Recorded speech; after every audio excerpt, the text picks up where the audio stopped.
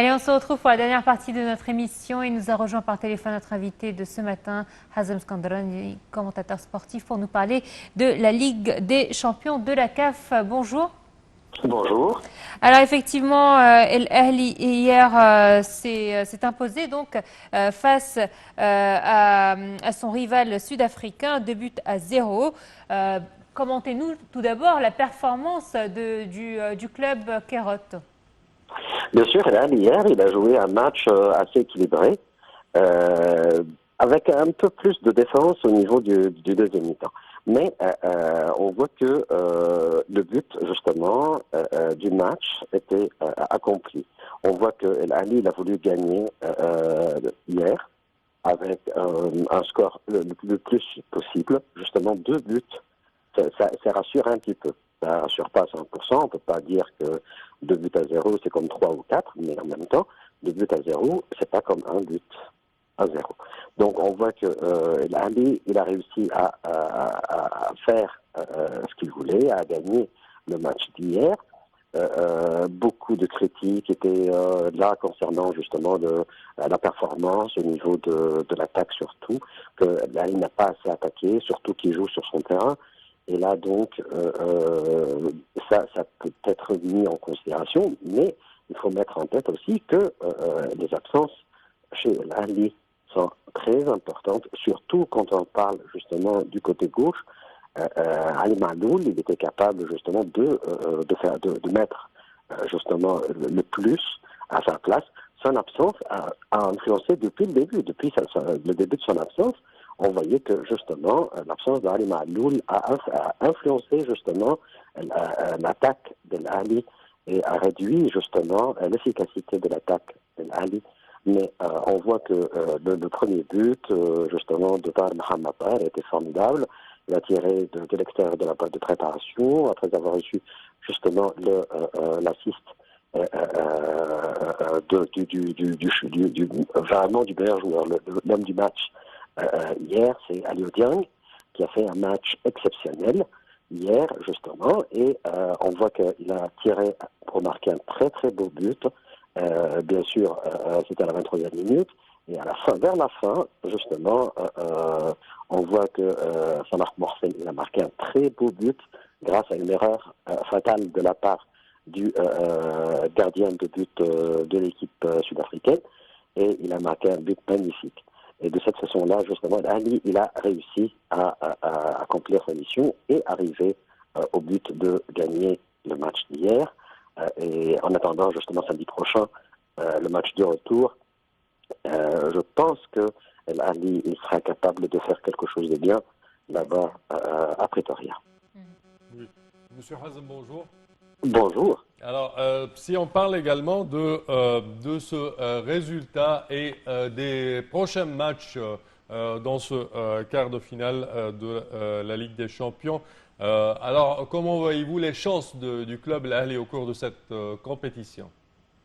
Je vois que la chance de Ali, de mon point de vue, est meilleure que l'année dernière, surtout à cause de l'absence de la deuxième équipe, ou l'équipe qui a joué contre l'Ali dans la finale l'année dernière, le Zamalek. Je vois que le niveau du Zamalek en général est supérieur au niveau de toutes les équipes qui jouent cette année dans le championnat en quart de finale. Donc, je pense que après le retour des joueurs blessés, ça va rajouter justement à la force de l'Ali d'une part.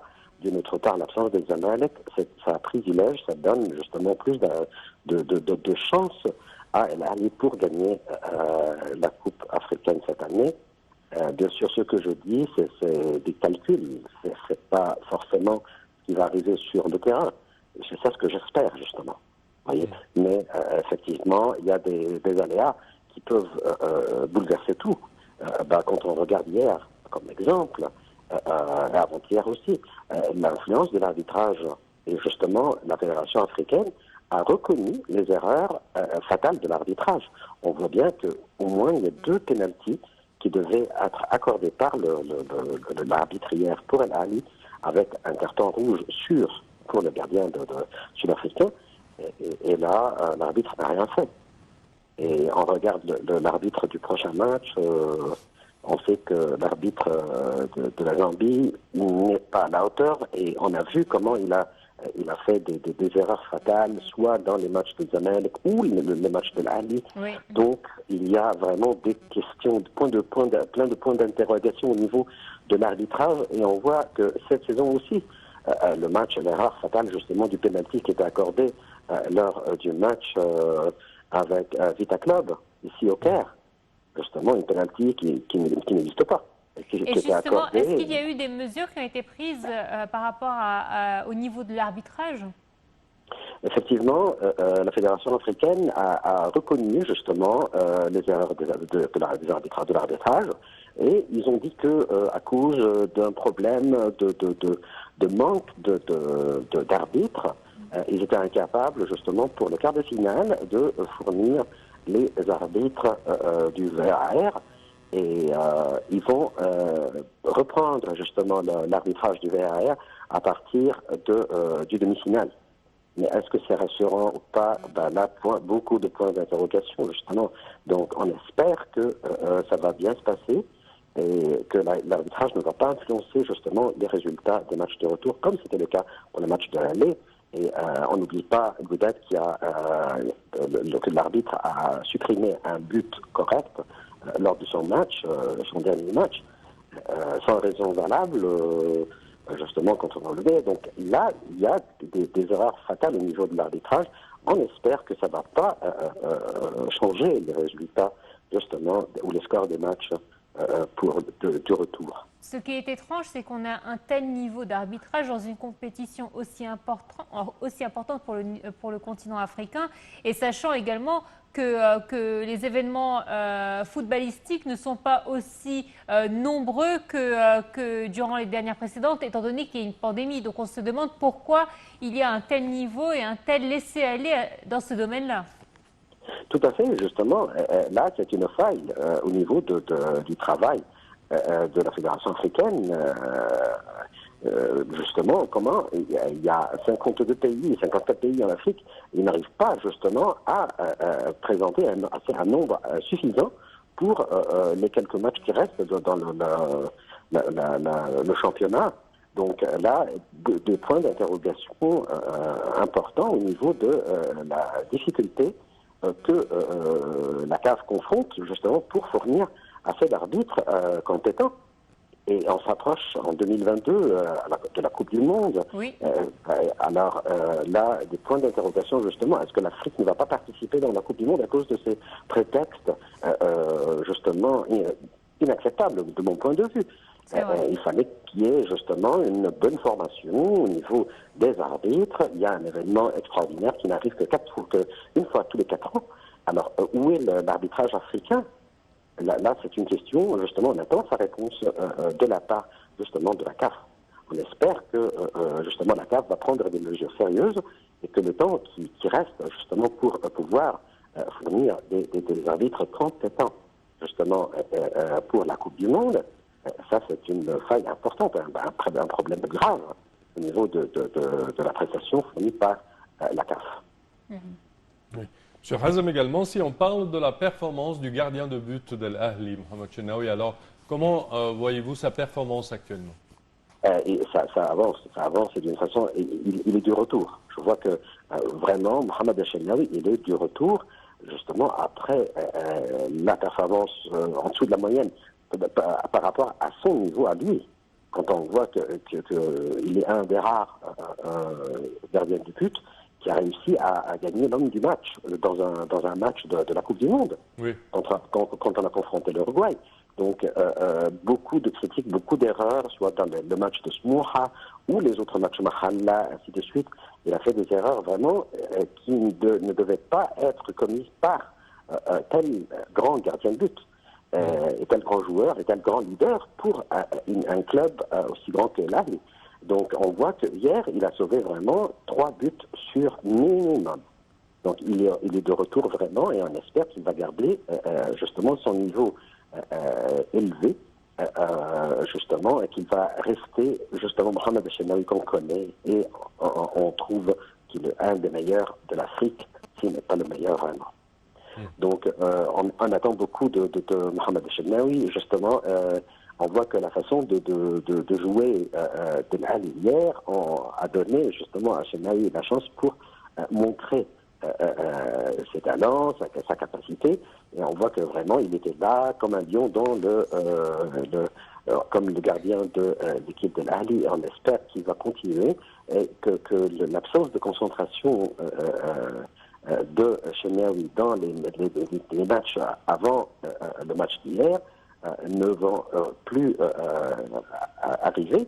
Elle ne va plus arriver pour les prochains matchs, parce que là, si il sera toujours à la hauteur et à la performance habituelle de sa part, je pense que les chances pour gagner cette coupe cette année, ça va augmenter d'une façon extraordinaire.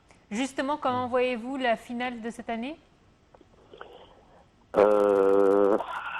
Vraiment. Oui, je sais, c'est une question piège, mais vous, selon vos propres statistiques. C'est un peu large.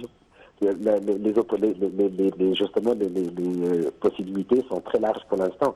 Surtout que, comme l'année dernière, les résultats des matchs de retour sont pour la faveur des deuxièmes dans leur groupe. Vous voyez, donc on voit la surprise justement que le premier du groupe de l'Ali qui a perdu 4-0. Ça, c'était surprenant. Justement, Taragi qui perd 2-0. Beaucoup de points d'interrogation. Justement, est-ce que ça va être un système pour le championnat africain ou pas? Pour la deuxième année de suite, on voit que les deuxièmes de leur groupe, ils sont favoris pour passer en demi-finale. Et ça, c'est quelque chose vraiment à remarquer, à mettre en considération. Mais on attend juste le retour parce que parfois, ça arrive des surprises. On voit que, par exemple, Taragi, il va avoir des difficultés, ça c'est sûr. Mais on ne sait jamais. Ça peut être c'était pas leur jour hier, mais c'est possible qu'au match du retour, Taragi va revenir à son niveau attendu. Goudet, pareil, malgré justement la prestation justement d'égaliser face à l'équipe algérienne d'une façon justement, c'est vrai que on n'aura pas accordé, l'arbitre ne leur a pas accordé le but correct, c'était marqué en jeu, je sais pas, je ne vois pas la raison pour laquelle le but était supprimé, mais en fin de compte, justement, les matchs de retour sont tous pour l'intérêt de deuxième place dans les groupes. On attend et on va voir, mais je pense que de plus en plus, s'il arrive à passer l'obstacle justement du match de Pretoria, je pense que ses chances seront majeures par rapport aux autres clubs, vu les performances des autres équipes. Hazem Skandarani, merci à vous d'avoir été des nôtres ce matin. Voilà, donc notre sujet principal aujourd'hui était concernant la Ligue des champions de la CAF. Il se déroule actuellement. C'était donc ce sujet que nous avons traité avec notre invité Hazem Skandarani, commentateur sportif. Et c'est donc ainsi que prend fin cette édition. Merci de votre fidélité. Merci à toi, Samar. Merci, Noah. Merci, chers téléspectateurs, et bonne suite de programme toujours sur NAL TV International. Au revoir.